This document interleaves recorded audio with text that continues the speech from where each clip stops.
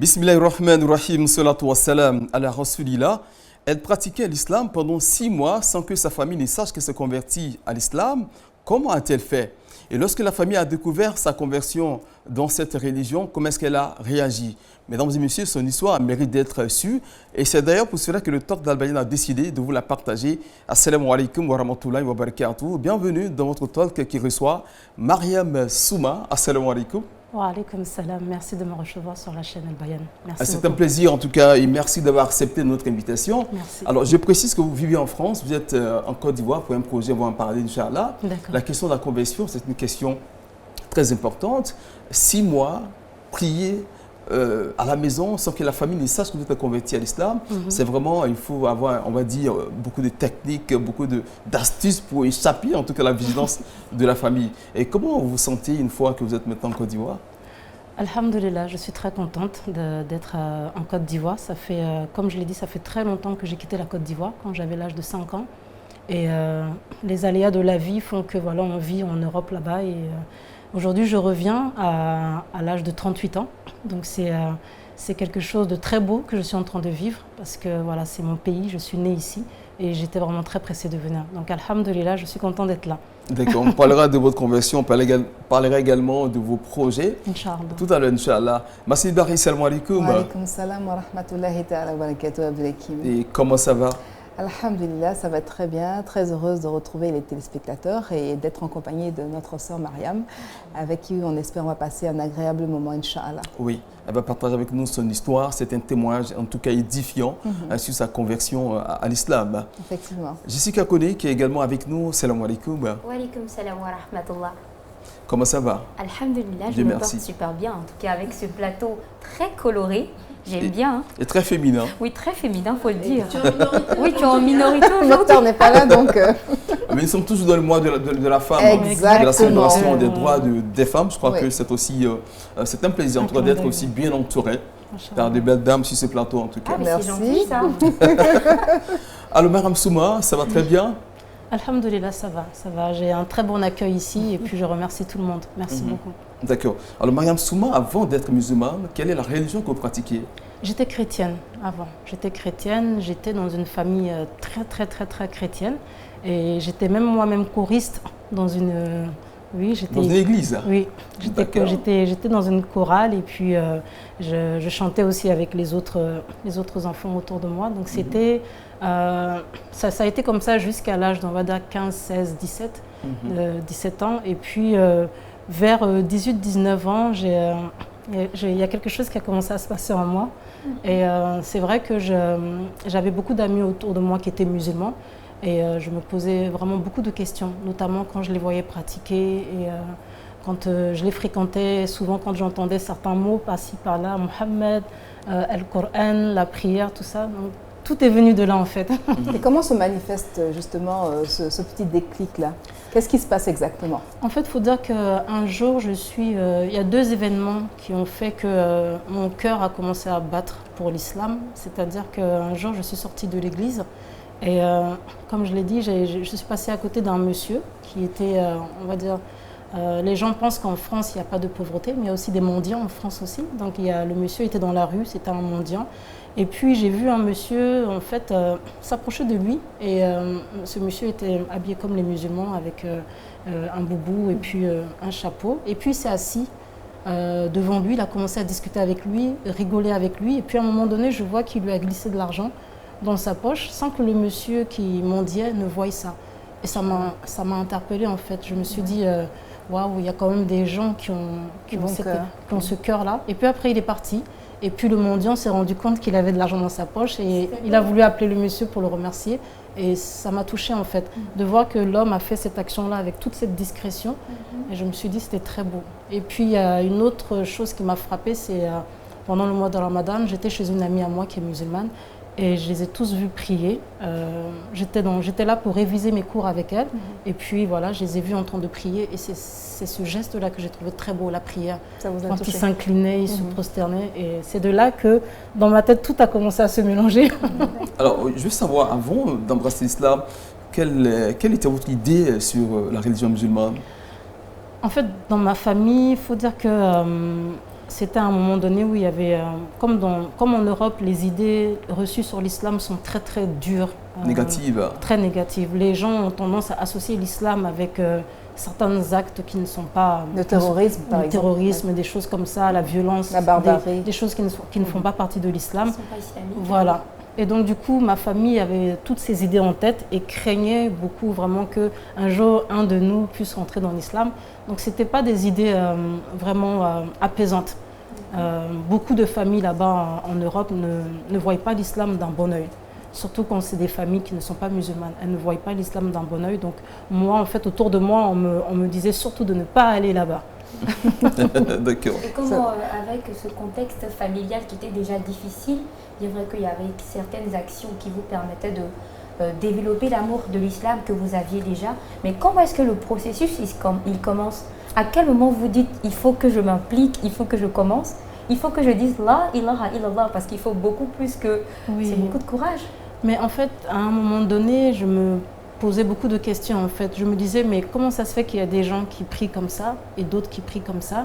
Et je me disais, en fait, il y a un homme qui a été créé, dont nous tous on descend, c'est Adam. Et j'entendais beaucoup d'histoires par rapport à Adam et par rapport à quand il était au paradis et toutes ces choses-là. Et c'était les musulmans qui me racontaient principalement cette histoire parce qu'en fait, je pense que Allah m'a préservée parce que même quand j'étais dans les églises, je n'étais pas assidue. Malgré le fait que vous soyez dans une chorale. Je n'étais pas assidue et puis même dans la chorale, on va dire, je chantais, mais je me posais des questions Sans en fait. conviction. Voilà. Et donc du coup, un jour, moi-même, j'ai décidé d'aller poser les questions à la famille de mon amie que je connaissais qui était musulmane. Et j'ai demandé à son père, mais pourquoi quand vous priez, vous mettez vos têtes par terre et nous, on marche par terre c'est sale. Et il me disait, mais c'est l'instant le plus important dans notre prière, c'est la prosternation. Et je lui disais, mais pourquoi vous, dans l'islam, vous dites ça, vous dites ça? En fait, c'est ma démarche pour comprendre l'islam que j'avais entamée, sans même que je le sache en fait. Parce que mon cœur me disait, renseigne-toi. Et derrière, quelque chose me disait, non, tu dois aller à la chorale, donc il faut choisir. Mais voilà, j'ai décidé de me poser des questions et puis d'avoir les réponses à mes questions. Et c'est quand j'ai eu toutes les réponses à mes questions, je me suis dit, Allah, l'islam c'est beau et j'ai envie de devenir musulmane. Vous n'avez pas d'a priori particulier? Comment est-ce que ça allait En fait, sur le coup, je n'ai pas pensé à ma famille en premier. Parce que dans ma tête, c'était ma famille. Je savais que ma famille, ça allait être très difficile. Ça allait être très difficile. Mais j'étais tellement dans une quête de vouloir connaître autre chose. Et je pense que chacun doit faire cette démarche-là. Dans la quête de la vérité. Dans la quête de la vérité, voilà. J'étais dans une démarche où je voulais, parce qu'au fond de moi, je me posais beaucoup de questions. Et je me disais, j'ai envie de connaître la vérité, j'ai envie de savoir ce que c'est. Et même dans ma famille, souvent quand je posais des questions, je n'avais pas forcément les réponses à mes questions. Des fois, je posais des questions sur la création de ce monde, des fois, je posais des questions sur nous-mêmes, les êtres humains. Et les réponses qu'on me donnait, ça ne rentrait pas dans mon cœur. C'était pas satisfaisant. Ça ne rentrait pas dans mon cœur. Il y avait déjà une base de croyance en Dieu, en un Dieu unique. Vous n'étiez pas on va dire, dans la mouvance de croire que Dieu a un fils puisque vous étiez chrétienne. Mais donc déjà, vous avez cette approche-là un peu différente du reste de la famille. Mais c'est pour ça que tout le monde me surveillait dans la famille. Voilà. En fait, j'étais surveillée dans la famille parce que je commençais à être bizarre. Ah d'accord. Je commençais à me comporter bizarrement. C'est-à-dire que même souvent, quand arrivaient les moments où certains disaient qu'ils voulaient se réunir pour prier, je m'écartais. Parce que je commençais déjà à me dire... Avoir des doutes. À me dire, tiens, il y a l'islam. Et je commençais déjà, en fait, au fond de moi, je commençais vraiment à aller toute seule vers l'islam. Donc ça fait que j'essayais, comme il a dit Abdul Hakim, j'essayais de trouver les mécaniques et les ruses pour à chaque fois m'éloigner. Et ça fait que tout naturellement, je suis allée vers l'islam. En fait. D'accord. Alors, vous êtes allée dans l'islam comment? Est-ce que ce sont vos amis qui ont facilité votre conversion? Oui. C'est en fait l'amie dont je vous parlais au début. En fait, elle et moi, on était dans une formation et on avait notre formatrice nous avait mis par binôme. On était deux. Et donc du coup, elle m'a mis avec elle et c'était en plein pendant le mois de Ramadan. Et je me rendais régulièrement chez elle pour aller réviser avec elle. Et voilà, c'est quand je les ai vus tous pratiquer ensemble, faire leurs ablutions, prier, Donc à un moment donné, j'ai vu son père, je lui ai dit, il s'est assis avec moi, je lui ai posé, je lui ai dit, parlez-moi du monsieur que vous appelez Mohammed, le prophète. Tous, ils ont commencé il y avait la grand-mère, il y avait toute la famille et tous, ils ont dit, subhanallah, une non-musulmane qui pose des questions par rapport au prophète Mohammed. Donc il y en a qui ont commencé à pleurer parce qu'ils se disaient, il faut qu'elle se convertisse à l'islam, celle-là. Ouais. Et vous l'ont dit directement ou bien ils non, je les entendais parler derrière. Vas-y, réponds pour quel shahad. Et donc du coup, le papa, il me disait, mais tu sais, nous, le prophète Mohammed sallallahu alayhi wa sallam, c'est notre prophète, nous les Monts, c'est le prophète de la miséricorde. Il est venu pour nous enseigner notre religion et l'islam, ça consiste à adorer Allah sans rien lui associer et ça consiste aussi à faire la prière, à faire le jeûne. Il m'a un peu expliqué ce que c'était et ensuite il m'a parlé de ce bas monde, de l'au-delà, des devoirs qu'on doit accomplir, tout ça. Et je vous avoue qu'à un moment donné, quand il m'a parlé du paradis, ça vous a fait rêver? Vous avez dit quand il m'a parlé du paradis et qu'il m'a parlé des actes qui font rentrer au paradis. Et surtout, il m'a parlé de tous les autres prophètes. Et c'est quand il a commencé à me parler de tous les autres prophètes que j'ai entendu le nom de Jésus, Isa. Et là, je crois que c'est là que j'ai eu le déclic en fait. Parce que j'entendais parler de lui à chaque fois d'une autre manière. Et là, le simple fait que lui me disait que c'était un prophète de Allah, et que voilà, la croyance des musulmans, c'est pas de dire que c'est le fils de Dieu, c'est un prophète de Allah, et que lui aussi, il est musulman, et que tous les prophètes sont musulmans. Et vraiment, ça, c'est rentré dans mon cœur. Et je me suis dit, mais si tous les prophètes sont musulmans, moi aussi, je veux devenir musulmane. Également. Et comment ça se passe pour arriver à dire, est-ce que tout de suite, on dit de faire la shahad ou Le shaitan est là. Avec les was-was. Ah, oui. Parce qu'à partir du moment où moi j'ai commencé à avoir le cœur qui battait, je me suis dit oui, je veux devenir musulmane. J'ai dit qu'est-ce qu'il faut que je fasse? Et c'est là que tous ils ont dit Allah, il faut qu'elle shahad. Et là j'ai une voix qui me vient dans la tête, il m'a dit ne fais pas ça. J'ai une voix qui même quand j'en parle là, je me souviens parce que pendant 10 minutes, 20 minutes, j'ai lutté avec cette voix avant de shahad. Parce que la voix m'a dit oui, ta famille, ton travail. Ta famille, ton travail, tes amis, tous ces gens-là, comment ils vont accepter ça? Tu vas perdre ton travail, tu vas perdre tes amis, tu vas perdre ta famille. Et à ce moment, on a très peur. On a très peur parce qu'on se dit, bon, la famille ne va pas accepter. Les amis aussi, ça va être difficile. Donc, j'ai beaucoup Vous avez lutté et malgré ça, vous avez finalement franchi le pas? Oui, parce qu'en fait, pendant que j'étais en train de lutter avec mes idées, le was-was, quelque chose m'est passé par la tête et quelque chose m'a dit bonheur à celui qui rentre dans l'islam. J'ai entendu cette phrase-là dans ma tête et à ce moment-là, j'ai dit je veux devenir musulmane. Et j'ai shahad. Alhamdulillah. Maintenant que vous êtes converti, comment est-ce que la famille apprend votre conversion? Vous m'avez dit que vous avez fait 6 mois sans informer personne. Oui. Parce qu'au début, quand je me suis convertie, on m'a dit que c'était ma foi à moi, que je n'avais pas forcément besoin de la communiquer aux autres et que c'était pas la peine de faire une publicité là-dessus. Voilà, une publicité, que l'islam ça se vit avec soi-même. Donc quand je me suis convertie, je me suis dit bon, étant donné que moi je n'ai pas une famille musulmane, c'est pas la peine que j'aille me mettre devant eux pour leur dire j'ai embrassé l'islam aujourd'hui. Il fallait consulter d'abord votre foi. Il fallait déjà que moi-même je raffermisse ça. Et donc du coup je n'ai rien dit à qui que ce soit pendant 6-7 mois. Je n'ai rien dit à qui que ce soit. Et c'est pendant ce laps de temps-là que j'ai consacré du temps à aller apprendre. Il y avait une petite association à l'époque à Paris dans le 18e où il y avait des sœurs là-bas qui accueillaient les gens pour leur donner des cours sur la prière, la purification. Et donc du coup, chaque fois que je finissais mon travail, voilà, je me dépêchais d'aller là-bas, je m'asseyais avec les femmes et je prenais un bloc-notes. Et la dame Hadja Halima, c'est elle qui donnait les cours. Une Guinéenne et quand elle donnait les cours, je prenais des notes, je notais et puis dans la semaine je révisais ce que j'avais noté et c'est comme ça qu'en même temps j'ai commencé à me mettre à la pratique. Comment ça se passe en famille? Parce que vous êtes musulmane, il y a peut-être des choses que vous ne mangez plus, des choses que vous ne buvez plus, que la famille va consommer. Comment ça se passe au quotidien? Comment est-ce qu'on esquive ça? Dans les débuts, dans les débuts j'étais plus focalisée sur comment j'allais faire pour pouvoir faire la prière sans qu'on me voie. Comment j'allais faire pour pouvoir me voiler sans qu'on me voie. Dans les débuts, je passais mes nuits à trouver des techniques.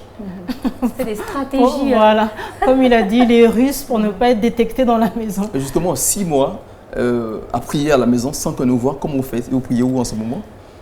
Essentiellement, je priais beaucoup à la maison, parce que quand je finissais le travail, je rentrais. Et comme je dis, mes prières se faisaient dans la salle de bain.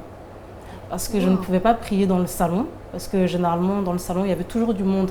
Si ce n'était pas un oncle qui était là-bas avec sa guitare en train de chanter des cantiques, avec d'autres invités, c'était ma mère avec ses amis. Et puis, à l'époque, dans la chambre, ma mère avait mis une de ses amies aussi. Donc, je partageais la chambre avec elle et elle était toujours dans la chambre. Donc, ce que je faisais, c'est que quand je rentrais du travail, que c'était l'heure de prier, j'allais dans la salle de bain.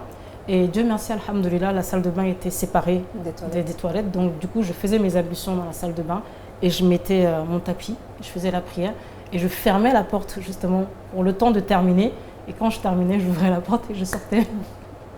Et personne ne vous a jamais démasqué ou soupçonné Si, ma mère. Parce qu'une fois, je suis rentrée du travail et j'étais très très pressée parce qu'il restait que 15 minutes pour que je fasse la prière et que le marché rentre.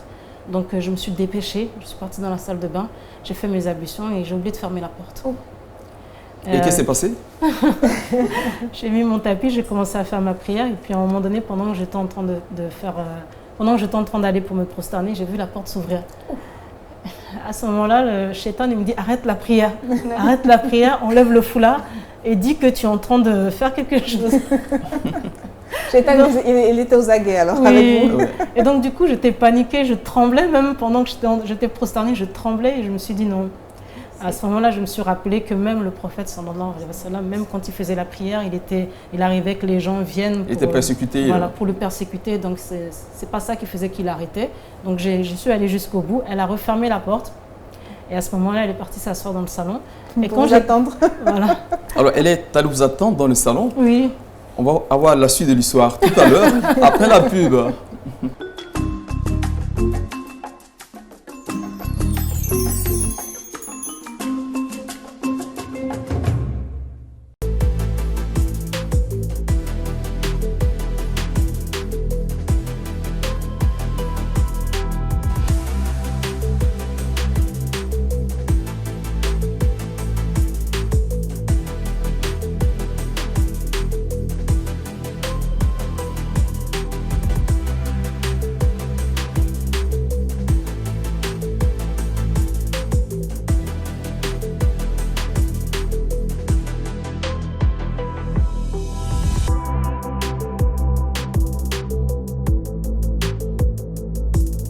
Amoureux et amoureuses de cuisine, retrouvez très bientôt sur la télévision albayenne votre émission de cuisine Souma.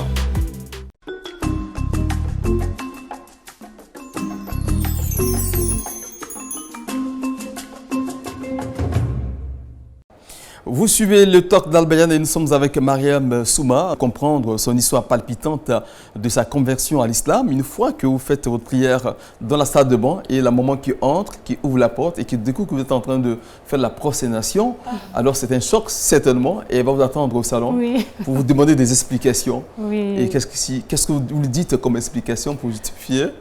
Quand j'ai fini, je suis sortie de la salle de bain et puis j'ai vu que les invités étaient partis. Donc elle était assise dans le canapé. Et donc, je suis arrivée devant elle, je lui ai dit « ça va, maman ?» Elle m'a dit « qu'est-ce que tu faisais ?» Et bon, je savais qu'elle savait ce que je faisais, parce qu'on sait quand même que les musulmans prient comme ça. Mais elle m'a dit « qu'est-ce que tu faisais ?» J'ai dit « j'étais en train de faire la prière. » Elle m'a dit « mais c'est pas comme ça que nous on prie. » Et j'ai dit « oui, parce que je suis devenue musulmane. » Et elle m'a dit « tu es devenue musulmane ?» J'ai dit « oui, je suis devenue musulmane. » Elle m'a dit « depuis quand ?» Et quand je lui ai dit depuis quand, elle m'a dit tout ce temps-là. Elle m'a dit et pourquoi? Et nous, on ne sait pas, on n'est pas au courant. Qu'est-ce qui c'est? Pourquoi tu ne nous en as pas parlé? Pourquoi tu n'es pas venu nous voir? Et bon, sans même que j'ai fini de dire ma phrase, elle a pris son téléphone et elle a appelé ma tante et puis les autres personnes. La famille. Voilà. Pour te mettre la pression. Pour leur dire. Et D'accord. c'est à ce moment-là que voilà, ça a été un peu compliqué, on va dire. Et là, les réactions alors? Les réactions, c'est revenu d'abord d'un de mes oncles, qui est pasteur, et qui lui en fait disait que voilà, sans vouloir parler en mal de ces gens-là, parce qu'eux aussi ils ont leur choix aussi, mais le mien, mon oncle à ce moment-là était vraiment très dur avec l'islam, très très dur, parce que encore une fois c'était en Europe, c'était un moment où il y avait vraiment une focalisation, une diabolisation de l'islam. Donc, il avait très, très, très peur que nous, on puisse aller vers cette religion. Donc, il m'a dit de quitter là-dedans. Il m'a dit de quitter là-dedans. Ma tante m'a dit de quitter là-dedans. Mes autres tantes m'ont dit, si je reste musulmane, je ne viens pas chez eux. Elles ne veulent pas que je vienne chez eux. Bon, dans tout ça, ma mère était dans son coin et n'osait pas trop parler parce que vous savez, comme j'ai dit, une mère, même si son enfant fait des choix et que peut-être elle n'est pas forcément d'accord avec ce choix, il y a l'amour quand même qui est là, donc elle ne peut pas trop tirailler son enfant, mais c'est surtout ses frères et sœurs qui ont été très éprouvants pour moi, très éprouvants. Combien de temps ça a duré? Est-ce qu'au bout d'un moment, ils ont fini quand même par accepter? Ça a duré 3 ans. 3 ans. 3 ans durant lesquels, à un moment donné, j'ai dû partir de la maison. Et j'ai trouvé refuge chez un imam, parce que là où j'allais pour faire la prière, le centre où j'allais pour faire la prière, un soir, j'ai débarqué avec mon sac avec toutes mes affaires dedans, et puis c'était lors de la prière de El Aïcha, c'était le soir. Donc je me suis dit, je vais prier la prière de El Aïcha, et puis après, je vais essayer de voir aussi si je peux trouver un petit hébergement. Et puis à ce moment-là, j'ai commencé à pleurer, et puis il y a une dame, elle a dit, je vais appeler l'imam pour lui expliquer. Et quand elle a expliqué à l'imam que voilà, à cause de ma conversion, j'ai eu beaucoup de problèmes avec ma famille, que voilà, j'ai dû partir de chez moi, l'imam m'a dit, bon attends, je vais appeler ma femme. Pour la prévenir. Et je vais la prévenir, je vais lui demander qu'est-ce qu'elle en pense, si tu peux venir ce soir chez nous. Et quand il a appelé sa femme, elle a dit, mais subhanallah, elle vient de se convertir. Ça, c'est de la baraka qui va rentrer chez nous, dans notre maison. Donc elle est la bienvenue. Et puis quand ils m'ont pris chez eux, ils m'ont hébergé pendant 3 ans. Wow. Voilà. Alors, pendant ce temps, est-ce que vous avez toujours gardé le contact avec votre famille? Pendant ce temps-là, j'apprenais en fait comment me comporter avec ma famille, comment garder le bon comportement, parce que l'islam m'a appris que, bon, même si ma mère n'est pas de la même religion que moi, c'est pas pour autant que je dois avoir un mauvais comportement avec elle. Au contraire, voilà. Au contraire, si j'ai un bon comportement avec elle, c'est peut-être même ça qui va la faire rentrer en islam à son tour. Et donc du coup, pendant tout ce temps-là, je suis toujours partie à la maison, même si on ne m'ouvrait pas la porte, parce qu'il y a plusieurs reprises on ne m'ouvrait plus la porte. Je partais et des fois je restais en bas parce que je connaissais ces heures, les heures où elle finissait le culte à l'église. Donc des fois je restais en bas. J'étais jeune, hein. Je n'avais même pas encore 19 ans. Ouais. Et je restais en bas et quand elle arrivait, je la saluais et je disais bonjour maman, comment ça va? J'essayais de prendre les courses qu'elle avait pour monter avec elle. Et quand elle était avec mes tantes, c'était un peu plus difficile. Parce que mes tantes, voilà, c'est... Je ne supportais pas... Non, qu'est-ce que tu veux? Qu'est-ce que tu viens faire là? Et voilà, même des fois, je savais à quel jour elle allait au marché. Et j'allais la trouver dans le marché là-bas, dans le 18e. Ne serait-ce que pour l'aider avec ses courses. Et qu'est-ce qu'elle vous disait? Quels étaient vos rapports? Comment elle était avec vous? En fait, ça a beaucoup changé au début. Moi, j'ai toujours été proche de ma mère. Parce que vous savez, même une jeune fille, même quand tu as 20 ans, 30 ans, 40 ans, 50 ans, il y a toujours une relation particulière avec... Oui, mais depuis que je me suis convertie à l'islam, c'est devenu encore plus fort. Parce que j'ai appris l'importance de ma mère. La mère, oui. L'islam m'a appris que même à 60 ans, mais je dois toujours prendre ma mère dans mes bras. C'est pas parce que... et même si elle est là, il y a des gestes de tendresse que je peux faire avec elle. Donc... Mais est-ce qu'elle a remarqué votre changement de comportement vis-à-vis d'elle? Mais au début, quand j'allais vers elle, il n'y avait plus ces gestes-là. Mais même moi-même, j'arrivais même plus à les faire. Parce qu'en face de moi, j'avais quelqu'un qui était... un peu froid. Voilà. Un peu de glace. Et puis, il y avait toujours des paroles pour me faire comprendre que... Voilà, la chorale, j'ai laissé la chorale, les gens m'attendent à la chorale. Il y avait des paroles pour me dire que les cantiques, comment on va faire maintenant. Donc c'était un peu des paroles qui me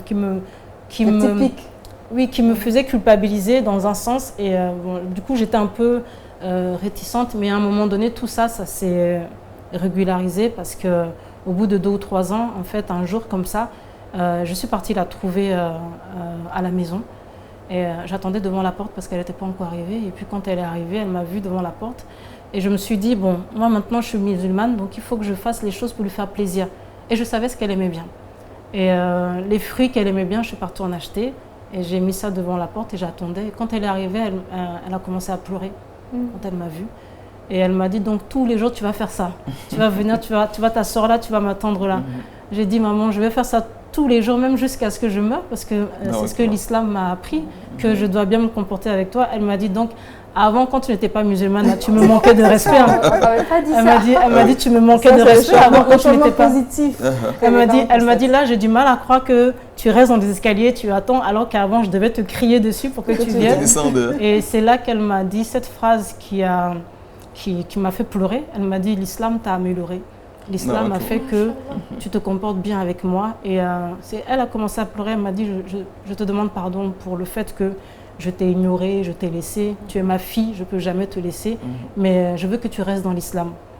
Elle m'a dit ça. Elle m'a dit, je veux que tu restes dans l'islam parce que depuis que tu es musulmane, là, tu t'occupes tellement bien de moi que je suis même étonnée même. Après, elle m'a dit, viens, on rentre. Elle a ouvert la porte et puis on est rentré. C'est émouvant ça. Oui. Alors, il y a une étape très importante aussi après votre conversion. Vous partez en Égypte pour une formation. Oui. Et pourquoi le choix de l'Égypte? Quand je me suis convertie, il y a un moment donné où je me suis dit qu'il fallait quand même que je sois imprégnée de l'islam. Parce que la France, ce n'est pas un pays musulman. Ouais. Et il y a beaucoup de haram en France. Oui, effectivement. Beaucoup d'interdits. Et donc, du coup, voilà, même si on est converti, on doit lutter avec le travail, avec les amis, la famille et puis tout ce qui est autour. Donc, à un moment donné, c'était trop dans ma tête. Je me suis dit, à un moment donné, il faut faire un choix. Donc, je n'ai pas réfléchi. J'ai donné ma démission dans mon travail. Je me suis dit, c'est vrai qu'aujourd'hui, je gagne de l'argent, mais ce n'est pas ça qui va me sauver. Oui. Donc, j'ai donné ma démission et le peu d'argent que j'avais, j'ai pris ça, j'ai pris un billet d'avion. Je me suis dit, si je préviens les gens que je vais pour découvrir l'islam, on ne va pas me laisser partir. Donc, je n'ai prévenu personne. Je ne connaissais pas l'Égypte. Je ne parlais pas un seul mot de la langue arabe, mais je me suis dit, toutes mes amies me parlaient de l'Égypte parce que là-bas, il y a une grande université. Il y avait beaucoup d'étudiants qui convergeaient là-bas. Et puis, c'est aussi une terre d'islam, l'Égypte. Donc, j'ai fait ce choix-là. Et avant que je me convertisse, j'avais beaucoup d'amis à moi qui étaient partis en Égypte pour aller visiter les pyramides. Et elles m'en avaient tellement parlé que dans ma tête, c'était l'Égypte. Et quand je suis partie, je suis arrivée là-bas, ça a été une autre aventure. Oui, et comment ça se passe là-bas quand vous arrivez? Vous vous installez, déjà, vous ne connaissez personne, vous ne parlez pas l'arabe? En fait, quand je suis arrivée là-bas, c'était vraiment pour du tourisme. Je me suis dit que je vais venir, je vais regarder, je vais voir les musulmans autour de moi, je vais essayer d'aller dans les mosquées pour visiter les mosquées. Donc, j'ai juste pris un séjour de 2 semaines, 2 semaines et demie. Et au bout de ces 2 semaines et demie, je me suis dit, je ne peux pas rentrer. Et puis même là, quand j'ai pris les 2 semaines et demie, je n'avais plus d'argent pour payer la chambre d'hôtel, je n'avais plus d'argent pour rester en Égypte. Et c'est là que je pense que c'est la baraka de l'islam. Parce qu'après tout ce qui m'est arrivé, même moi-même au jour d'aujourd'hui, je n'arrive même pas à l'expliquer. Je n'avais pas d'argent, je n'avais rien. Et je suis partie dans la mosquée de Al-Azhar. Et j'ai fait la prière là-bas. Je me suis mise à pleurer parce que je ne voulais pas rentrer. Le lendemain, j'avais mon vol à prendre pour retourner en France. Et je me suis dit, Ya Allah, je suis venue ici pour découvrir l'islam. Je suis venue ici pour apprendre. Et je dois partir demain. Et une dame est venue me voir, elle m'a dit « Mais pourquoi vous pleurez ?» J'ai dit « Parce que je me suis convertie, je suis venue apprendre l'islam et malheureusement, je dois repartir. » Et à ce moment-là, elle m'a dit « Bon, venez ici demain, je vais vous aider. » Et le lendemain, quand elle est arrivée, elle m'a emmenée un peu plus loin, après la mosquée de Al-Azhar, dans le grand fief du Cheikh Al-Azhar. C'était inespéré, inattendu. C'était inespéré. Moi-même, je ne le connaissais même pas. Oui. Je suis arrivée là-bas et puis... je pense que c'est la baraka de l'islam parce que tout le monde autour disait oui, elle s'est convertie, elle veut apprendre, elle veut apprendre. Et jusqu'à ce qu'on dise oui, il faut l'emmener devant le cheikh. Et je me suis retrouvée devant lui. Le cheikh de l'université d'Al-Azhar? Oui. D'accord. Wow. Et une fois devant lui, qu'est-ce qui se passe? Il faut dire que comme je ne parlais pas l'arabe et je ne parlais pas... Alhamdoulilah, là-bas, il y a quand même des gens qui ont quand même un minimum de français. Et beaucoup parlent aussi l'anglais là-bas. Et je me débrouille un peu en anglais. Donc j'ai expliqué que je m'étais convertie et que je voulais apprendre la langue arabe. C'est pour ça que j'ai voyagé en fait, pour venir apprendre la langue arabe, parce que je voulais avoir le plaisir de comprendre le Coran. Et je leur ai dit, moi j'ai laissé ma famille, j'ai laissé mon travail, j'ai tout laissé. Et là, je n'ai plus d'argent pour rester en Égypte. Donc du coup, il a demandé à quelqu'un de m'inscrire rapidement à Borous el-Islamia, la petite section de l'université. Et ils m'ont dit, tu peux rester là-bas autant que tu veux jusqu'à ce que tu comprennes la langue arabe. Et je leur ai dit, mais je n'ai pas d'argent pour payer. J'ai dit, mais comment je vais faire? Ils m'ont dit, non, tu restes là-bas et tu étudies. Tout frais payé. Tout frais payé. Et je suis restée là pendant une année. D'accord. Vous étiez parti pour 2 semaines et demie, là vous avez fait une année en Égypte. Oui, et puis après c'est une année, j'ai voulu, parce que beaucoup d'étudiants qui étudiaient là-bas, à Borous el-Islamia, ils étaient en même temps en parallèle dans les merkez. c'est-à-dire les centres où ils pouvaient accélérer un peu plus leur apprentissage de la langue arabe. Et moi aussi, j'ai eu envie d'aller là-bas. Et je ne savais pas comment faire. Et puis un autre jour encore, je pense que j'ai de la chance quand je pleure dans les mosquées. Parce que je suis partie dans une autre mosquée où j'ai commencé à pleurer. Et puis là, il y a une autre dame qui est venue. Et je lui ai expliqué la situation. Elle m'a dit, comme vous êtes converti à l'islam et que moi, j'ai des problèmes dans ma famille, pour Allah, je vais vous inscrire là-bas. Et elle m'a demandé de choisir quel centre je voulais. Et j'ai choisi le centre Fajr. Qui se trouve au Caire. Et là-bas, elle m'a inscrite pendant 1 année. J'ai pu apprendre la langue arabe là-bas, du niveau 0 jusqu'au niveau 7 ou 8, je crois. Alors, pendant ce temps, est-ce que la famille était au courant que vous êtes en Égypte et vous n'êtes plus en France? Pendant ce temps, dans les débuts, la famille n'était pas au courant. Parce que comme j'ai dit, je n'ai dit à personne quand je suis partie. C'est au bout de 2 mois que j'ai prévenu ma famille. Ma mère m'a dit, de toute façon, en ce moment, tout est surprise dans ta vie.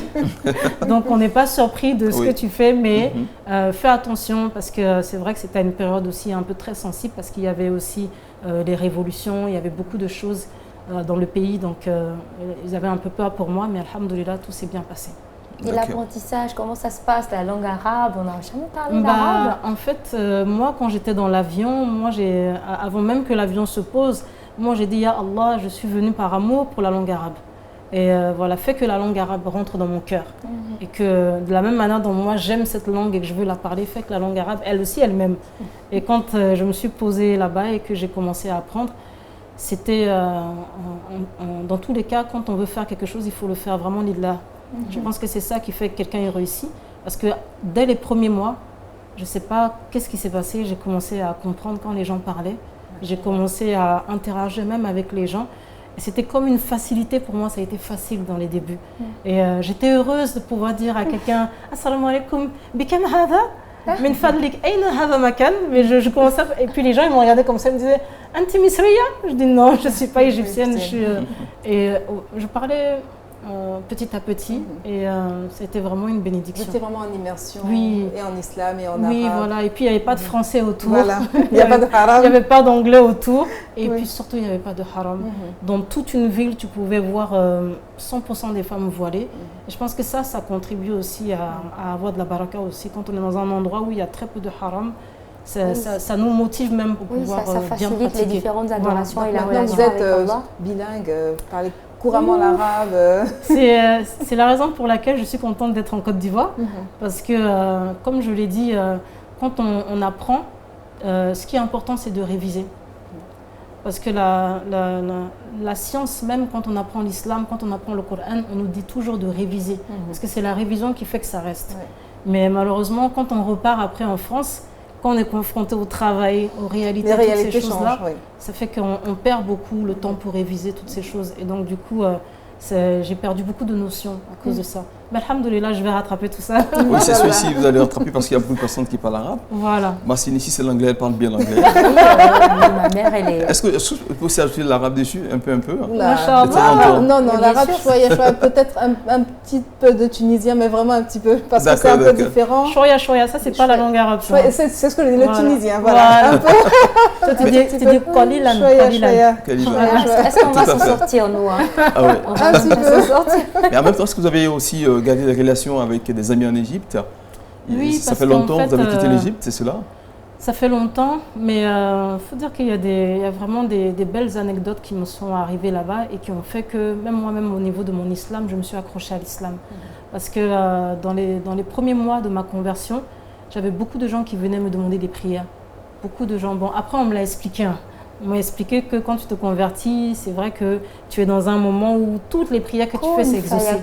Voilà. Toutes les prières que tu fais, c'est exaucé. Donc moi-même, je ne comprenais pas tous ces gens et je l'ai senti un jour où je suis partie dans une mosquée pour prier. Et j'ai vu une dame qui était assise et qui pleurait. Et je venais juste de faire mes ablutions. Je suis partie la voir pour la calmer. Et puis elle m'a dit oui. À ce moment-là, je comprenais un peu la langue arabe.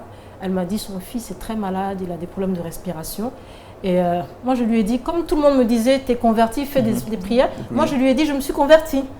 Elle m'a dit, oui, fais-moi des prières. Et je lui ai demandé comment s'appelait son fils. Elle m'a dit, il s'appelle Ahmed. Et du coup, j'ai dit, bon, là, je vais faire la prière de Al-Asr. Et dans ma prière, je vais faire des doigts pour Ahmed pour qu'il se rétablisse. Et j'ai fait des prières pour son fils. Et ça m'a fait sourire parce qu'en fait, après, je suis partie. Et c'est 3 mois après que je suis revenue dans cette mosquée pour refaire la prière. Et la dame qui surveille la mosquée, elle m'a dit, mais Aïna Kunti, elle m'a dit, où est-ce que tu étais? La dame te cherchait partout, son fils a guéri, son fils est sorti de l'hôpital, elle est venue tous les jours dans la mosquée pour te chercher. Et elle ne savait pas où tu étais. J'ai dit, Masha'Allah. Elle m'a dit, oui, moi maintenant j'ai des problèmes.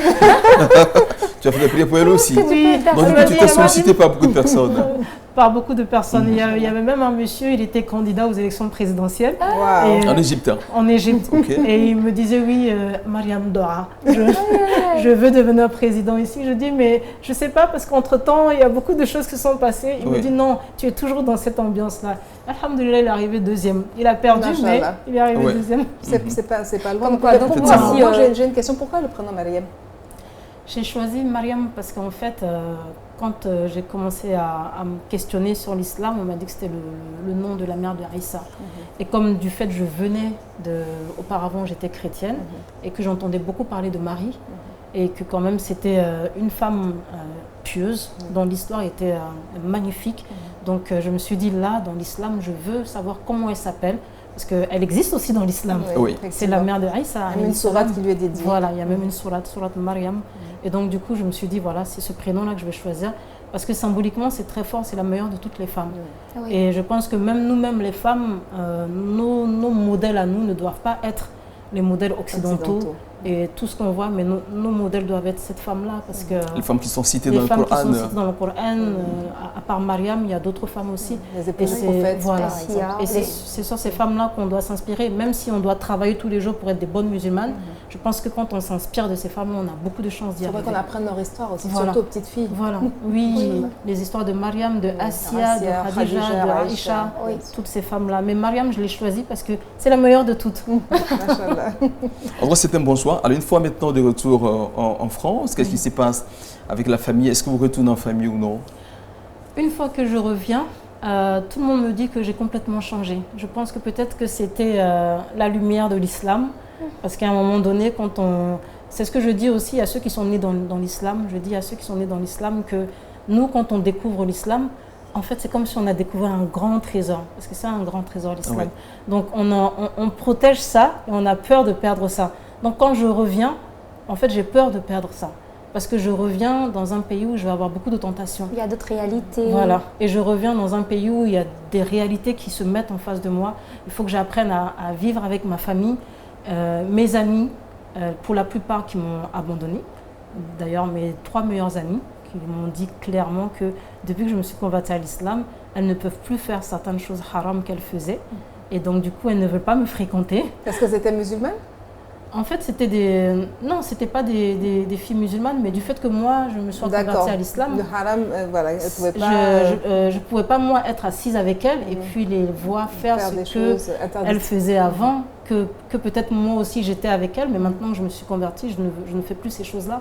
Donc du coup, il y en a qui m'ont dit clairement que voilà, elles ne veulent pas être à côté peut-être de moi parce que je vais me voiler et qu'elles ne veulent pas être à côté de moi parce qu'elles vont continuer à boire ou à faire des choses qu'elles faisaient avant. Donc, moi, je leur ai dit, moi, je ne peux pas vous forcer à être avec moi, mais dans tous les cas, si vous ne voulez pas rester avec moi, parce que vous voulez faire des choses qui ne sont pas permis dans ma religion. Compatibles avec ta foi? Moi, je ne perds rien, parce qu'au contraire, c'est moi qui gagne dedans. Et pour la famille, ça a été la même chose aussi. Quand je suis rentrée, je leur ai fait comprendre que voilà, à partir d'aujourd'hui, moi, je ne mange plus ça, je ne fais plus ça. C'est mieux que l'alcool ne rentre plus à la maison.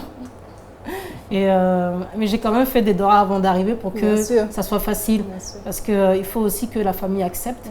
L'islam, ce n'est pas une tyrannie, on ne force pas les gens et puis on ne dicte pas aux gens. On explique aux gens tranquillement, voilà le choix que j'ai fait. Maintenant, j'aimerais que vous me facilitiez par rapport au choix que j'ai fait. Et alhamdoulilah, c'est passé. Et au niveau de mes tantes, qui ne voulaient pas entendre parler de moi, je me suis dit, bon, maintenant je me suis convertie, maintenant j'ai eu le temps d'apprendre, il faut que moi-même je puisse rassembler tous ces gens-là. Parce que beaucoup ne me parlaient pas, toutes ces choses-là. Et alhamdoulilah, c'est l'islam qui m'a donné la force d'aller vers les gens et de leur expliquer que c'est mon choix, je vais le rester jusqu'à la mort. Je ne suis pas prête à l'abandonner. Ce n'est pas un jeu, je n'ai pas choisi de me convertir pour jouer.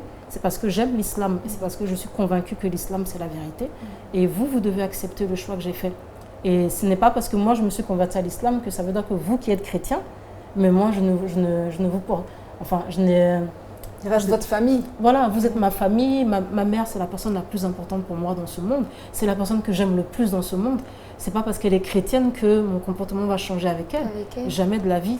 Et mes tantes aussi, c'est pareil. Et c'est quand je leur ai dit ça, qu'en fait, voilà, je pense que beaucoup se sont mis à genoux pour me demander pardon. C'était plus de la peur, en fait. La communication n'était pas établie, en même temps, n'avait pas d'informations sur l'islam. C'était de la peur parce qu'ils pensaient que... parce que comme je vous ai dit, les idées reçues là-bas en Europe par rapport à l'islam sont très violentes. Oui. C'est-à-dire que les gens pensent que comme certains sont chrétiens, et que nous, quand on se convertit à l'islam, on va commencer à leur dire, oui, voilà, je romps les liens avec toi, je ne viens plus vous parler parce que vous êtes chrétien. Mais l'islam, c'est pas ça. Oui. Au contraire, l'islam, c'est de dire que même si l'autre qui est en face de toi n'est pas de la même religion que toi, mais tu peux vivre avec lui. Tu es censé respecter ses croyances également. En fait, tu peux vivre avec lui, mais au niveau des croyances, il faut faire attention. Parce que nous, on n'a pas la même croyance que eux. Ça, donc, du coup, au niveau des croyances, on ne va pas dire qu'on va se mettre à faire nos prières avec eux. On ne prie pas de la même manière. Exactement. Voilà. Mais on doit aussi vivre avec eux, avoir le bon comportement avec eux. C'est ça qui est le plus important. Surtout parler des choses qui rassemblent, puisque même chez les chrétiens, on a les mêmes prophètes, le prophète Abraham, on a Noé. Il y a des choses sur lesquelles on se rassemble. Sur lesquelles on peut être rassemblés. C'est pour ça que dans cette démarche, quand nous, on se convertit, c'est toujours garder le bon comportement avec les autres. Et d'ailleurs, même l'islam, même dans le Coran, ça, on nous apprend ça, que même quand on a des parents, on doit quand même toujours garder le bon comportement avec eux, aller vers eux, leur expliquer. Maintenir les liens de parenté. Voilà. Donc, et vous avez réussi cela, et finalement vos tantes et vos oncles j'ai rassemblé tout le monde. D'accord, c'était j'ai bien. réussi à rassembler tout le monde et j'ai réussi... il y a même une anecdote que je veux vous raconter. Un jour, il y avait... Si vous permettez cette anecdote, juste après la seconde pause de ce talk.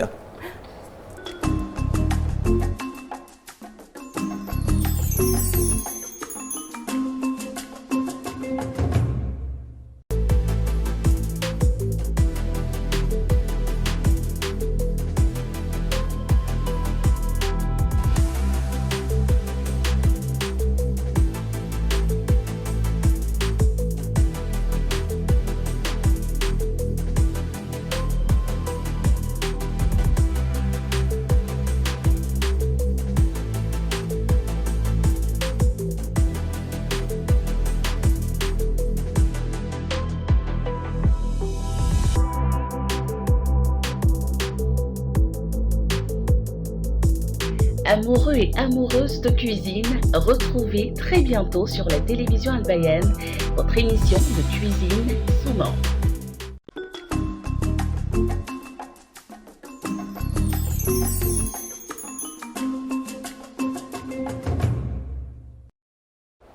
Merci de suivre le Talk d'Al-Bayan. Nous sommes toujours en compagnie de Mariam Souman, notre invitée, pour parler de l'histoire de sa conversion. Alors avant la pause, c'était donc une anecdote que vous allez nous raconter maintenant. Oui, c'était l'anecdote, elle était par rapport à toute ma famille. Parce que quand je suis revenue d'Égypte, en fait, c'était comme si j'étais en mission de réunir toute ma famille et de leur prouver qu'en fait, l'islam, c'est une religion qui rassemble. C'est une religion de paix et c'est une religion qui rassemble. Et donc du coup, un jour, il y avait un dîner, un repas familial et tout le monde était là. Toutes les tantes, tous les oncles, les cousins, les neveux, tout le monde. Et j'ai été la dernière arrivée. Et quand je suis rentrée voilée. Et tout le monde m'a regardée et je me suis assise et je leur ai demandé qu'ils m'accordent quelques minutes pour que je puisse leur expliquer. Et je leur ai dit, voilà, le fait que moi je me sois convertie à l'islam, ça ne veut pas dire qu'eux, ils deviennent mes ennemis. Et je leur ai dit, parce que l'islam même demande que tu retiennes les liens familiales, que les liens familiales sont vraiment très importants, de ne pas les rompre. Et que même si les gens qui sont dans ta famille ne sont pas de la même religion que toi, il faut continuer à observer le bon comportement et continuer à vivre avec eux. Et donc je leur ai dit que je n'avais pas changé. J'avais juste une autre religion, j'avais juste une autre pratique religieuse, mais que je les aime, et ce sont mes oncles, ce sont mes tantes, et que jamais dans la vie je vais me couper d'eux. Et que je suis toujours là, et qu'ils peuvent compter sur moi, et qu'au contraire nous devons être tous unis dans cette famille, pour ne pas justement que des choses viennent nous diviser les uns les autres. Et une fois que j'ai fini de dire ça, j'ai vu tout le monde venir se mettre autour de moi. Wow. Mes tantes m'ont dit, c'est ça qu'on voulait entendre. Et on sait que tu n'as pas changé, tu es toujours notre petite nièce, mais ça nous rassure que tu parles comme ça. Donc du coup, nous nous sommes pris dans les bras et je me suis dit, ça m'a donné beaucoup de courage et beaucoup de force pour pouvoir plus tard mettre en place mon association et faire les projets de paix. D'accord. Alors justement, on parle de cette association COPAF, oui. Combat pour la paix en Afrique. Oui, tout à fait. Alors, quels sont les objectifs de cette association? Cette association, en fait, je l'ai mis en place parce que, comme vous le savez, j'ai beaucoup vécu en France. Malheureusement, je n'ai pas vécu en Côte d'Ivoire. Et quand j'étais en France, j'ai assisté, on va dire, impuissante à toutes les crises qu'il y a eu en Côte d'Ivoire. Et je me suis dit qu'à un moment donné, chacun de nous doit aussi poser les actes en faveur de la paix. Et j'ai voulu apporter ma petite contribution pour parler de paix et de vivre ensemble en Côte d'Ivoire. Donc cette association, elle a pour but de promouvoir la paix et les actions de sensibilisation au bon vivre ensemble. Parce que moi, quand je me suis convertie à l'islam, c'est ce que j'ai appris, que l'islam, c'est une religion qui rassemble et non pas qui divise. Donc du coup, j'ai voulu faire cette initiative avec des messages de paix pour dire aux Ivoiriens que voilà, nous devons tous vivre ensemble. Vous êtes accompagné par d'autres personnes dans cette association? Oui, je suis accompagnée par mon collaborateur qui est ici aussi, qui est ivoirien. Et puis au niveau de la France, on est à peu près une quinzaine de personnes de nationalités différentes. Il y a des Sénégalais, il y a des Congolais, il y a des Français, il y a des Ivoiriens. Et c'est la promotion de la paix en Afrique. Mais notre première initiative a été pour la Côte d'Ivoire parce que comme je suis née en Côte d'Ivoire, on s'est tous mis d'accord pour faire une initiative avec des messages de paix et puis plus tard transférer ça dans d'autres pays aussi. Et concrètement, sur le terrain, vous avez parlé de messages de paix, mais est-ce que vous faites des actions concrètes? Oui, c'est la raison pour laquelle on est ici pour la promotion de cette initiative. Là, dans les prochains jours qui vont venir, j'ai rendez-vous avec des personnes dans les universités pour justement projeter la vidéo documentaire avec toutes, parce qu'il y a quand même 44 personnalités ivoiriennes qui ont accepté, et non des moindres, des grandes personnalités religieuses, artistiques, sportives, qui ont accepté de faire des messages de paix. Non. Oui, dans un premier temps, ici en Côte d'Ivoire. Dans un premier temps, on a décidé de se concentrer sur vraiment les gens de la société civile, c'est-à-dire de se concentrer sur les entrepreneurs, les artistes, les sportifs, les religieux. Voilà, les religieux. Et vraiment pour que ça puisse toucher l'ensemble des personnes. Et cette vidéo documentaire, en fait, on va aller la projeter dans les lycées, dans les universités. Et en fait, on va interagir avec tous ces étudiants pour justement sensibiliser au bon vivre ensemble. Vous ciblez donc les jeunes alors, parce que j'entends lycée, ça sera aussi dans les entreprises aussi. On a l'intention aussi d'aller la projeter aussi dans les entreprises et même pourquoi pas aussi dans les CHU avec différentes... En fait, on veut essayer de toucher toute la couche de sensibilisation et pour dire que voilà, ces messages de paix, ça reflète aussi ce que concrètement les Ivoiriens veulent. Parce que tous les Ivoiriens veulent vivre en paix en Côte d'Ivoire, veulent vivre aussi avec tous leurs frères et sœurs ici dans ce pays. Et voilà, c'est vraiment une sensibilisation qu'on va faire. Oui, quand on parle vraiment de l'Afrique, c'est-à-dire la cohésion sociale, la paix en Afrique, comment ça se fait l'organisation? Parce que dans un premier temps, j'entends sénégalais, tout ça. Comment est-ce que tu as l'idée? Comment tu fais pour étendre cette idéologie-là? Mais à la base, en fait, ce projet-là, c'était un projet que je voulais faire avec presque tous les pays de la sous-région. Parce que malheureusement, comme vous le savez, ici en Afrique, on a presque tous les mêmes problèmes, le manque de paix. Et ce n'est pas simplement en Côte d'Ivoire. Le Sénégal rencontre le même problème, le Mali aussi, le Burkina. Donc c'est un problème qui concerne toute la sous-région. Quand on parle de paix et de réconciliation, ce n'est pas simplement la Côte d'Ivoire. Donc ce message-là, il a intéressé mes frères et sœurs maliens qui sont dans l'association. Et il a intéressé mes frères et sœurs sénégalais qui sont dans l'association. Parce qu'ils ont dit au final, Mariam, ce message que tu prônes pour la Côte d'Ivoire, chez nous aussi on a besoin de réconciliation et de paix. Donc à ce moment-là, on va faire une première démarche pour la Côte d'Ivoire. Et puis par la suite aussi, on pourra intégrer ça aux autres pays. Mais à la base, j'avais contacté des artistes de la sous-région parce que je voulais le message vraiment africain. Donc du coup, on avait contacté l'artiste Flobi du Burkina pour lui demander s'il voulait faire un message de paix et on avait contacté M. Salif Keïta. C'est un artiste engagé par contre, Flobi lui n'est pas neutre, il est très engagé. Mais il avait accepté de faire sa vidéo avec son message de paix. On avait voulu contacter Salif Keïta pour le Mali. On avait, par le biais de la diva Aïcha Kone, on avait contacté M. Mori Kanté pour la Guinée. Je l'avais même eu au téléphone et il m'avait fait beaucoup de doigts. Et il m'avait dit, c'est magnifique, tu reviens dans ton pays après tout ce temps-là. Toutes ces belles initiatives. Que Allah fasse que tu fasses beaucoup de bien dans ton pays. Et il m'a dit, bon, donne-moi mon texte et laisse-moi quelques jours parce que je suis un peu faible. Et malheureusement quelques jours après, j'ai appris qu'il était décédé. Mais je me suis dit, ces doigts peut-être me portent chance aujourd'hui. Mais on avait voulu vraiment contacter toutes les différentes personnes. Et après, au final, on a dit, on va faire d'abord pour la Côte d'Ivoire. Et puis après, on fera la même démarche pour les autres pays. Et pour ça, vous allez à l'intérieur du pays aussi? Oui. Comment est-ce que vous vous organisez? Est-ce qu'il y a des collectes? Comment est-ce que ça marche? Est-ce que vous faites un appel aux dons, par exemple? Voilà. Profitez de l'antenne. En fait, il faut savoir que moi, mon association est une association bénévole. Okay. Et je n'ai pas de subvention. J'aurais pu en faire, hein, parce qu'en Europe, là-bas, comme vous savez, les associations bénéficient de subventions. Mais je n'ai pas voulu. Et je pense que c'est... Bon, il y en a qui me félicitent pour ça. Il y en a qui me disent, mais pourquoi? Mais je pense que c'est une démarche à moi parce que j'aimerais montrer un exemple aussi à la jeunesse ivoirienne. Parce que c'est pas dans tout qu'il faut demander de l'argent. Il faut aussi essayer de s'en sortir par soi-même. Et dans la vie, même si on n'a pas beaucoup de moyens, le simple fait d'être sincère dans ce qu'on fait, Allah fait que des fois, ce que tu fais, ça réussit. Donc, je n'ai pas voulu demander de l'argent même à certaines personnes. Parce que généralement, quand tu demandes de l'argent à des gens, mais c'est eux après qui te dirigent. Oui, et du coup, en fait, tu n'es pas libre de faire ce que tu veux faire. Et moi, mon initiative, je sais où je veux l'amener. Et je pense que si je veux l'amener là où je veux l'emmener, il ne faut pas que je dépende de qui que ce soit. Et je me remets à Allah et c'est à Allah que je demande de l'aide. Inch'Allah. Mariam Souma, en tout cas, merci beaucoup. On a pris du plaisir à vous écouter. Et nous sommes à la fin de ce talk. Quel est votre mot de la fin? Merci.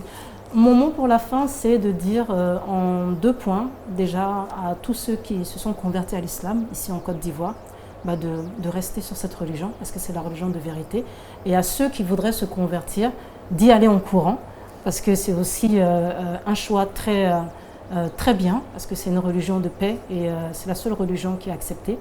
Et je voudrais dire au niveau de la paix en Côte d'Ivoire que, voilà, dans tous les pays, quand il y a des guerres, il faut aussi penser à la reconstruction. Et je pense qu'on doit aller maintenant vers la phase de reconstruire le vivre ensemble, reconstruire la cohésion sociale et surtout se mettre ensemble parce que ce n'est pas individuellement qu'on réussira à faire ça. Quand on veut reconstruire un pays, c'est quand on est tous ensemble qu'on parvient à le faire. Donc j'appelle vraiment à l'union de tous les Ivoiriens pour pouvoir reconstruire le vivre ensemble et la solidarité en Côte d'Ivoire. Voilà. Merci, en tout cas, on vous souhaite plein succès pour votre mission, combat pour la paix en Afrique. Merci Mariam Souma. Merci voilà, merci Barry, merci en tout cas d'avoir préparé cette émission. Émission magnifique, émouvante, très intéressante, machallah. Oui. Beaucoup de temps fort, beaucoup d'émotions, n'est-ce pas, Jessica Koné? Bien évidemment, ça a été une très belle émission. Merci infiniment à Mariam Souma. Et puis, on espère que nos téléspectateurs vont adorer. C'est sûr, Inch'Allah. Merci, chers téléspectateurs, de nous avoir suivis. Et surtout à demain pour un autre talk. D'ici là, assalamu alaikum wa rahmatullahi wa barakatuh.